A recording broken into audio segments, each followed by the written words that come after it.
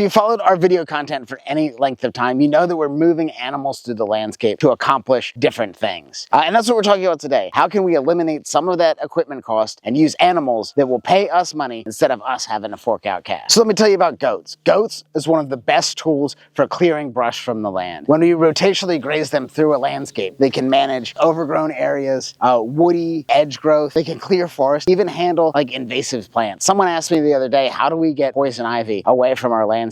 And there's lots of evidence that shows that both cows and goats together, when they're in a small lot, will eat poison ivy and it doesn't really affect them. So they become this like bush hog, forestry mulcher hybrid that's paying us dollars and fertilizing the landscape. But with all things that are great, there's also some challenges and some drawbacks. Goats are really hard on fences. To build fences horse high, pig tough, whatever that saying is, goats are the hardest thing to keep in a fence. And it requires more strands if you're putting up permanent fencing. So I think 6 strands on the fence is what you're looking for to keep goats in. And that's still won't guarantee anything. When I first got here, we had some terribly in disrepair fence that we had put goats in like almost immediately. But what really happened was a several month long process of us finding where the goats were getting out and then patching up that area.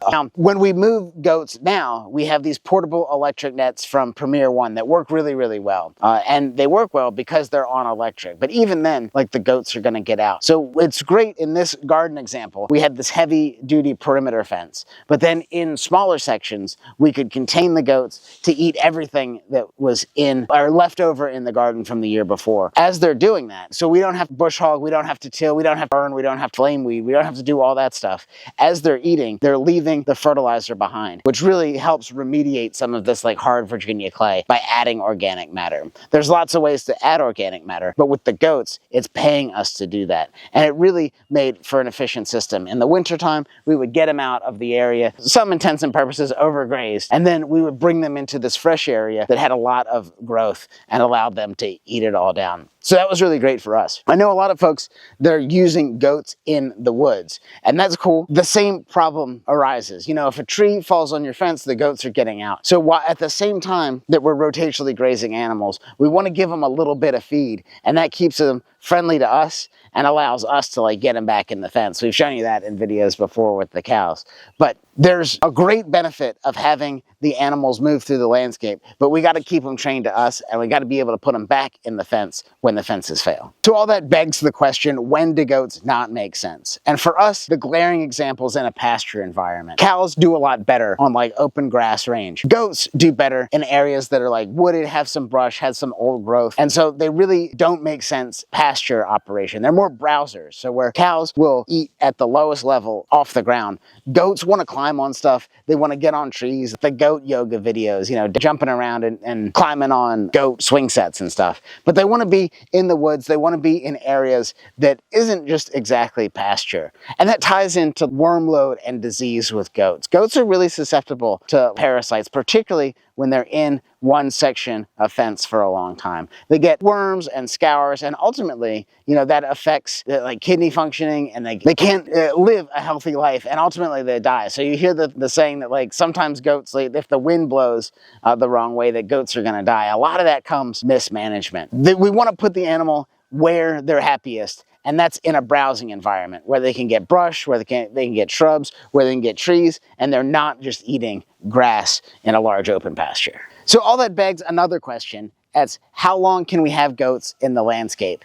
And this is where your awareness and being in touch with your landscape really plays a key. We're on 250 acres here, but all of that is not pasture land. It's not woods. So we have to consider what the land that we're working with. Any question that you ask me, the answer is it depends. And so I can't give you like a real prescription other than you'll know through experimentation. I can tell you what we don't want to have, and that's goats in the pasture, not rotating, just, living their life, pooping in the same place that they're eating. That's not what we're looking for. We want to move the animals through the landscape. So we have to do a little bit of math. How much pasture do we have? What sections are we going to break them up in? I really like, for a small herd of goats, you can have, like 100 square feet, but again, 100 feet of fencing to move every day. That works really well in this garden example. But for you, that might be different. It depends on what's the slope of your hill. It depends on what the solar angle of that is. It depends on how much rain you've got and how much other land that you have to work with. But ideally, minimum like 90 days would be really, really great. That's what we do with the chickens. We've made it to the whole other side of the farm before we start them right back at the beginning.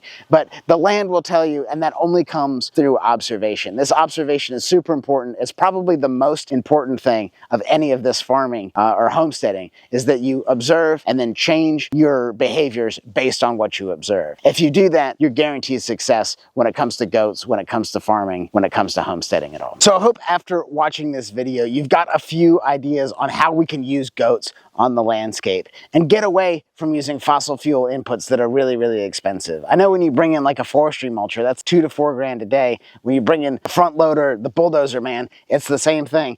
All of these systems though are eroding topsoil away and making you work harder. So goats, given the right environment, they can really be part of a really beneficial system that helps you overall. Instead of you putting money into systems that will take you years to recover from, we could start immediately cash flowing and immediately benefiting from those systems. So goats, with a little bit of observation, that might be the tool you need for a successful homestead. So if you made it this far, I know that you're serious about homesteading, farming, gardening, all these things. We have a bunch of free resources, but it's really important to get people back to the landscape. Click the link in the description box, get all those free resources that we have available. It's our mission to make it easier, cheaper, and more efficient so you can get back to the things that you love, which is hanging out with your friends, hanging out with your family, and enjoying the highest quality food that you could possibly have available from your own backyard.